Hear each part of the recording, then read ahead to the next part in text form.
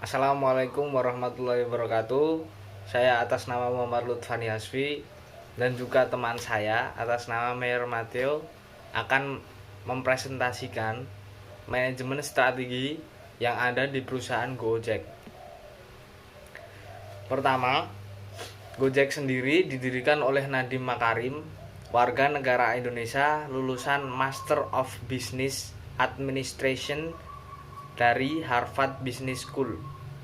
Ide mendirikan Gojek muncul dari pengalaman pribadi Nadiem Makarim menggunakan transportasi ojek hampir setiap hari ke tempat kerjanya untuk menembus kemacetan yang ada di Jakarta.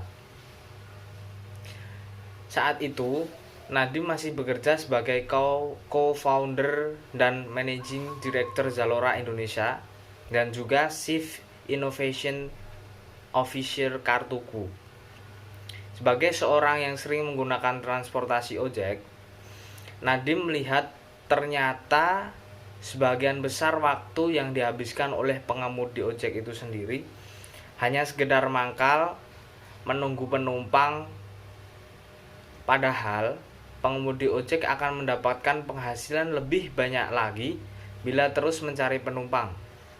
Selain itu, ia melihat ketersediaan jenis transportasi ini tidak banyak transportasi lainnya, sehingga seringkali cukup sulit untuk dicari. Ia menginginkan ojek yang bisa ada setiap saat dibutuhkan. Dari pengalamannya tersebut, Nadiem Makarim melihat adanya peluang untuk membuat sebuah layanan yang dapat menghubungkan penumpang dan pengemudi ojek. Pada tanggal 13 Oktober 2010, Gojek resmi berdiri dengan 20 orang pengemudi. Pada saat itu, Gojek masih mengandalkan call center untuk menghubungkan penumpang dengan pengemudi ojek. Pada pertengahan 2014, berkat popularitas Uber kala itu, Nadiem Makarim mulai mendapatkan tawaran investasi. Pada tanggal 7 Januari 2015, Gojek akhirnya meluncurkan aplikasi berbasis Android dan iOS untuk menggantikan sistem pemesanan menggunakan call center. Kemudian visi misi dari perusahaan Gojek itu sendiri.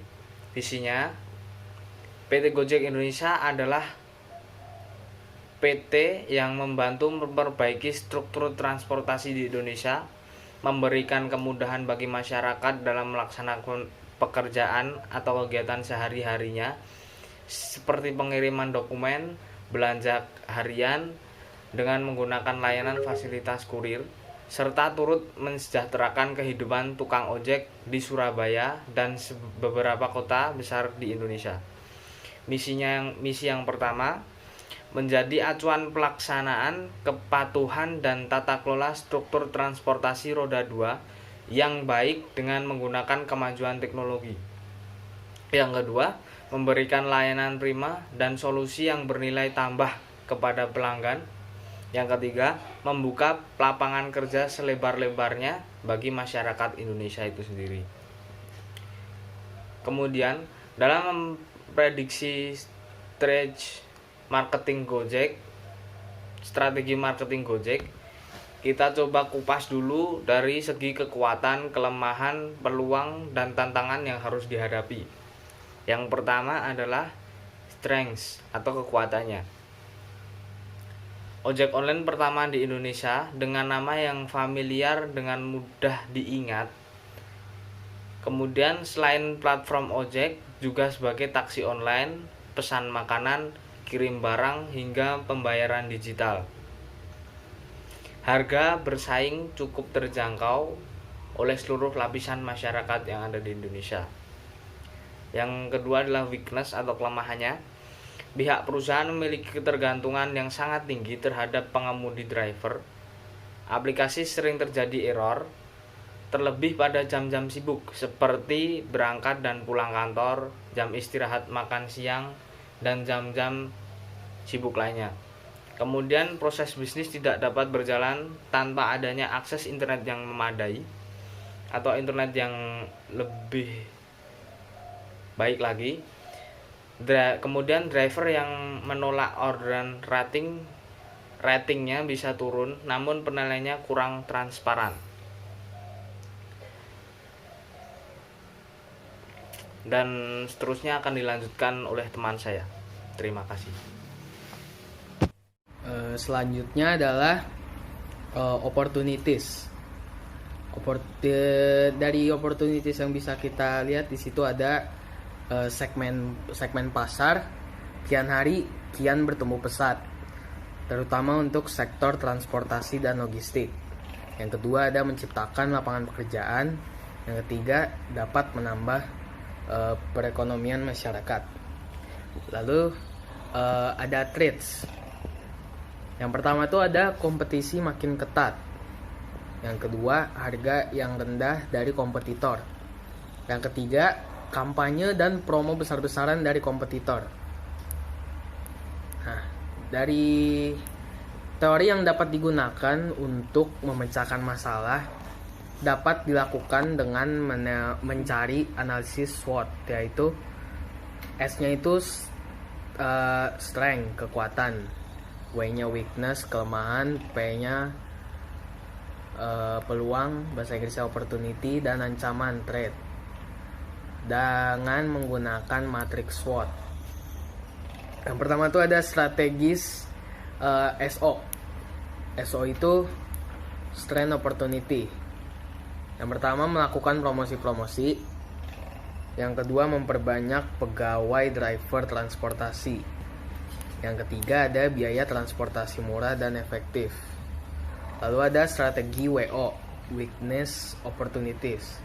Yang pertama meningkatkan koneksi internet pada server. Yang kedua menciptakan aplikasi untuk menunjang transportasi online. Lalu ada strategi ST. ST itu ada strength traits. Yang pertama memperbanyak relasi untuk bekerja sama. Yang kedua menjamin keselamatan penumpang dan pengemudi. Ketiga menetapkan aturan bagi pengemudi. Lalu ada strategi WT, weakness traits. Yang pertama bekerja sama dengan badan hukum. Kedua meningkatkan hubungan baik dengan pengemudi transportasi konvensional. Lalu ada strategi promosi di perusahaan ini. Yang pertama itu ada publikasi, berguna untuk memberi informasi pada masyarakat tentang aktivitas dan perkembangan terkini pada perusahaan. Nah, dia ini publikasinya kalau di perusahaan ini ada sosial medianya dan juga situs webnya di Facebook, Instagram, dan di situs resminya dia sendiri. Nah, lalu ada yang kedua ada news, dari berita. Sebagian orang ini jadi suka mendengar kabar terkini dari manapun, perusahaan, hiburan, artis, pendidikan, banyak lagi. Jadi ini dimanfaatkan kanalnya untuk memberikan informasi valid pada publik dan nanti akan berpengaruh pada brand awareness. Maka segala bentuk simpang siur perlu diklarifikasi kebenaran. Ada community involvement. Jadi kegiatannya ini juga memberi pengaruh pada awareness. Brand awareness sangat besar untuk perusahaan. Dari salah satunya itu lewat kegiatan komunitas itu biasanya word of mouth, dari mulut ke mulut. Jadi perusahaan itu telah menggandeng 2 juta driver di seluruh Indonesia. Lalu pemilik usaha makanan atau